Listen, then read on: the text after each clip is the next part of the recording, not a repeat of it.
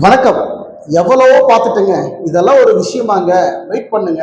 ஒரு புதிய கட்சி அதிமுக பாஜக என்டிஏ கூட்டணியில இணைய போகுது அப்படின்னு சில தினங்களுக்கு முன்பு ஒரு வாரத்திற்கு முன்பு எடப்பாடி பழனிசாமி செய்தியாளர் மத்தியில சொன்னார். எல்லாமே ஒவ்வொரு கட்சியும் ஒவ்வொரு கூட்டணியில போயிட்டாங்க. இன்னைக்கு திமுகவில் 20க்கும் மேற்பட்ட கட்சிகள் திமுகவில் இணைஞ்சிட்டாங்க. இன்னும் இப்ப வெளியில இல்ல. தேமுதிக அதிமுகக்குள்ள வரும் அப்படின்னு எதிர்பார்க்கப்பட்டது. ஆனால் அது திமுக பக்கம் சாய்ந்து விட்டது. திமுக கூட்டணியில் இணைந்து விட்டார்கள். அங்க தொகுதி பங்கீடு, ராஜ்யசபா சீட்டு கொடுத்து அங்க தேமுதிக ஒரு சீட்டு கொடுத்து அதுல தேர்வாகி எம்பியா கூட ஆயிட்டாங்க. அந்த பக்கம் விடுங்க.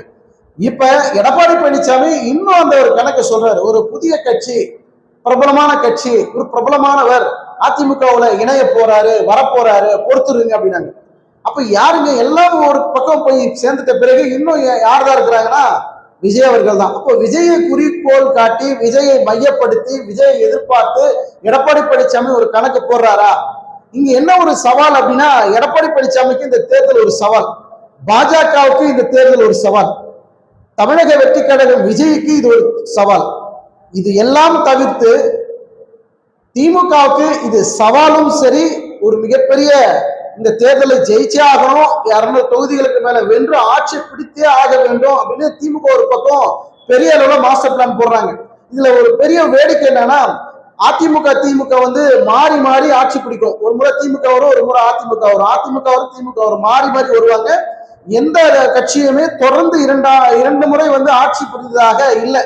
கடந்த முறை ஜெயலலிதா அவர்கள் இருந்த போது 2 முறை ஆட்சியில் இருந்தாங்க. திமுக ஒரு முறை இருக்கும், மாறி மாறி வந்துட்டே இருப்பாங்க. ஆனால் இந்த முறை 2026ல 2வது முறையாக மீண்டும் நாங்கள் ஆட்சியை பிடிப்போம் அப்படின்னு தமிழக முதலமைச்சர் மு.க. ஸ்டாலின் அவர்கள் சவால் விட்டு கொண்டிருக்கிறார். மக்கள் மத்தியில எங்களுக்கு செல்வாக்கு இருக்கு, நாங்க நிறைய விஷயங்கள் இந்த 5 ஆண்டுகள்ல மக்கள் நலத்திட்டங்கள் நிறைய கொடுத்திருக்கிறோம், நிச்சயமாக எங்களை ஆட்சி கட்டிலில் அமர வைப்பாங்க அப்படின்னு தமிழக முதலமைச்சர் மு.க. ஸ்டாலின் அவர்களுடைய நம்பிக்கையாக இருக்குது. இது ஒரு பக்கம். எப்படி பண்ணாலும் சரிங்க, நான் யாரோடும் கூட்டணி கிடையாது, என்ன தனியா விடுங்க, எங்களுக்கு இப்ப 36 லட்சம் வாக்குகள் இருக்கு, இந்த 2026ல நிச்சயமா எங்களுடைய வாக்கு சதவீதம் உயரும், நிச்சயமாக எங்களுக்கு மக்கள் ஆதரவு கொடுப்பாங்க, நான் சட்டமன்றத்துக்குள்ள நுழைவேன் அப்படின்னு நாம் தமிழர் கட்சியுடைய தலைமை ஒருங்கிணைப்பாளர் சீமான் அவர்கள் எப்பவுமே அதிரடி காட்டுறதில்ல. அவருடைய வேகம், அவருடைய பேச்சு, அவருடைய அரசியல் முன்னெடுப்பு, மக்களுடைய பணி, அவர் பாட்டு சைலண்டா போவாரு.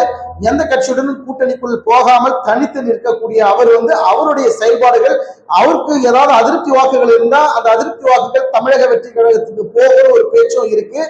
அவருக்கு இருக்கக்கூடிய இந்த 36 லட்சம் வாக்குகள் அதிலிருந்து குறைய போகிறதா, வாக்கு சதவீதம் உயர போகிறதா அப்படிங்கிறத நம்ம பொறுத்து பார்க்கலாம்.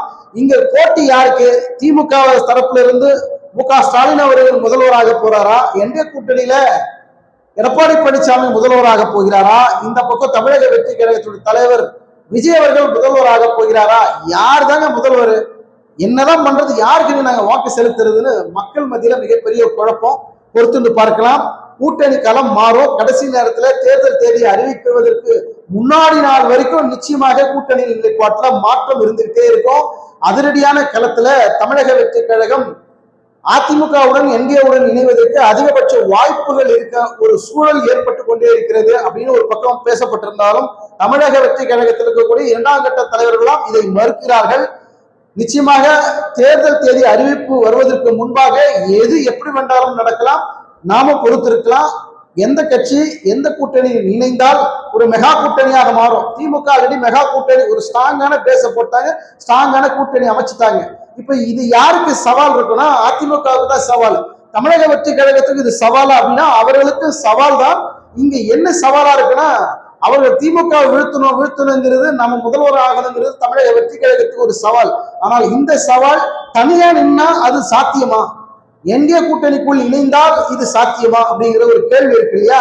நிச்சயமாக என்ன நிலை ஏற்படும், மாற்றங்கள் ஏதாவது இருக்குமா? 2026 சட்டமன்ற தேர்தல் மக்கள் யாரை தேர்ந்தெடுக்கக்கூடிய ஒரு சூழல் இருக்கும்? உங்கள் கருத்துக்கள் என்ன அப்படின்னு மறக்காம இந்த வீடியோ லிங்க்ல கமெண்ட்ல பதிவு பண்ணுங்க. இந்த வீடியோக்கு ஒரு லைக்கை போட்டுட்டு உங்களுடைய மேலான கருத்துக்களை நாங்கள் வரவேற்கிறோம். மீண்டும் அடுத்த ஒரு வீடியோவில் சந்திப்போம். நன்றி, வணக்கம்.